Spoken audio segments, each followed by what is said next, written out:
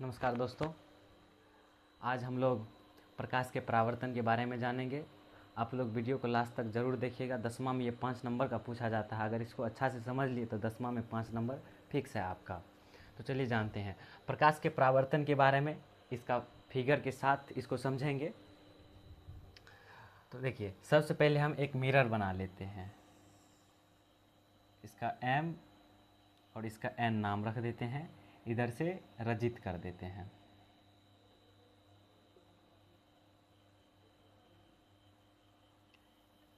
इसका मतलब रजित करने का मतलब हुआ पेंट किया हुआ, यानी कि इस साइड से पेंट किया हुआ है। इसको इधर से हमने पेंट कर दिया, यानी कि अब जो लाइट आएगा यानी कि प्रकाश जो आएगा यहाँ से टकराएगा। ये इसका सरफेस हुआ। तो चलिए आज जानेंगे प्रकाश के परावर्तन के बारे में। डीपली से इसका नॉलेज लेंगे। अब यहाँ हम प्रकाश का कोई भी स्रोत बना लेते हैं। मान के चलिए यहाँ एक सूर्य ही बना लेते हैं। सूर्य बना लिए। हाँ चलिए, मान चलिए सूर्य हो गया। यहाँ से जो लाइट आएगा, यहाँ से जो लाइट आएगा यहाँ पड़ेगा। यहाँ पड़ने के बाद हम लोग बचपन में देखे होंगे कि आंगन में जा कर के दर्पण लेकर के ऐसे करते थे और पूरे घर में रोशनी देते थे। तो वही हुआ प्रकाश का परावर्तन। जैसे सूर्य का किरण यहाँ से पड़ेगा, ये क्या होगा, ये यहाँ से टकरा करके, यहाँ से टकरा करके इतना ही एंगल के साथ ये क्या होगा, वापस लौट जाएगा।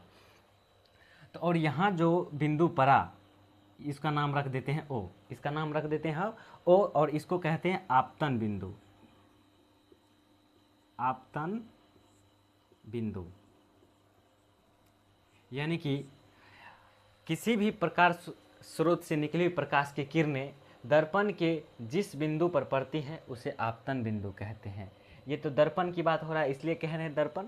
यानी कि प्रकाश का जब किसी प्रकाश स्रोत से निकली हुई प्रकाश किरणें जिस बिंदु पर पड़ते हैं उसे कहते हैं आपतन बिंदु।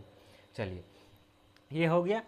इसको ये हुआ आपतित किरण। इसको क्या कहते हैं, सॉरी, हाँ, ये हो जाएगा आपतित किरण। आपतित किरण। और ये हो जाएगा परावर्तित किरण।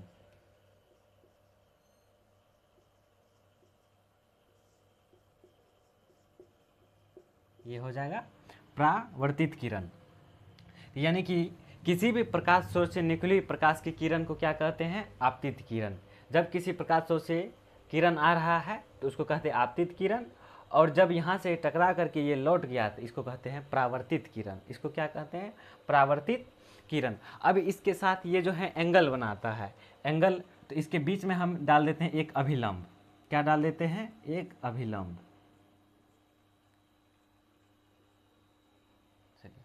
और इसका नाम रख देते हैं एंगल आई, और इसका नाम रख देते हैं एंगल आर। यानी कि जितना एंगल के साथ यहाँ आया उतने एंगल के साथ ये लौट गया।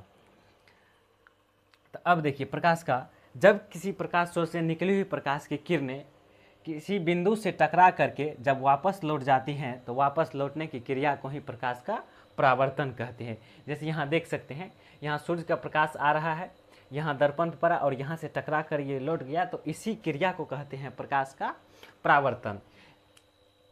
आने वाली किरण को आपतित किरण कहते हैं। आपतित किरण जिस बिंदु पर पड़ती है उसे आपतन बिंदु कहते हैं, और आपतन बिंदु से टकरा कर जो किरण वापस लौटा उसे परावर्तित किरण कहते हैं। अब ये हुआ एंगल आई, यानी कि अब जो है कहे इसको कहते हैं एंगल आई को आपतन कोण। क्या कहते हैं, आपतन कोण। ये हो गया आपका आपतन कोण, और ये हो गया आपका परावर्तन कोण।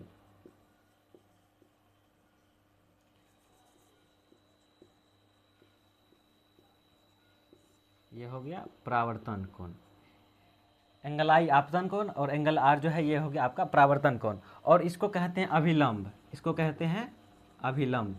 अभिलंब जो है 90 डिग्री का कोण बनाता है। चलिए अब यानी कि आपतित किरण और अभिलंब के साथ जो एंगल बनेगा उसको कहते हैं आपतन कोण। यानी कि आपतित किरण और अभिलंब के बीच जो कोण बनता है उसे आपतन कोण। अभिलंब और परावर्तित किरण के जो बीच एंगल बनता है उसे परावर्तन कोण कहते हैं। समझने में कोई दिक्कत? चलिए इतना बात समझ में आ गई। अब प्रकाश के परावर्तन का 2 नियम होते हैं। प्रकाश के परावर्तन का दो नियम। तो पहला नियम जो है, पहला नियम कहता है कि आपतित किरण और परावर्तित किरण तथा आपतन बिंदु पर डाला गया अभिलंब तीनों एक ही तल में होते हैं। ये हो गया प्रकाश का परावर्तन का पहला नियम कि आपतित किरण, परावर्तित किरण तथा आपतन बिंदु पर डाला गया अभिलंब तीनों एक ही तल में होते हैं। ये प्रकाश का पहला नियम। और दूसरा नियम होता है कि एंगल आई बराबर एंगल आर, यानी कि आपतन कोण बराबर परावर्तन कोण। हमने पहले भी बताया कि प्रकाश का किरण जितना डिग्री एंगल से आएगा उतनी डिग्री एंगल से वापस जाएगा, यानी कि आपतन कोण बराबर परावर्तन कोण। यही हो जाएगा प्रकाश के परावर्तन का दूसरा नियम। इसको लिखते हैं एंगल आई बराबर एंगल आर, ऐसे लिखा जाता है। ये हो गया आपको प्रकाश का परावर्तन का दूसरा नियम। तो ये है, ये 5 नंबर में आपको 10वां में पूछा जाएगा। अगर इसको इतना अच्छा से सॉल्व कर दिए तो आपका 5 नंबर फिक्स है।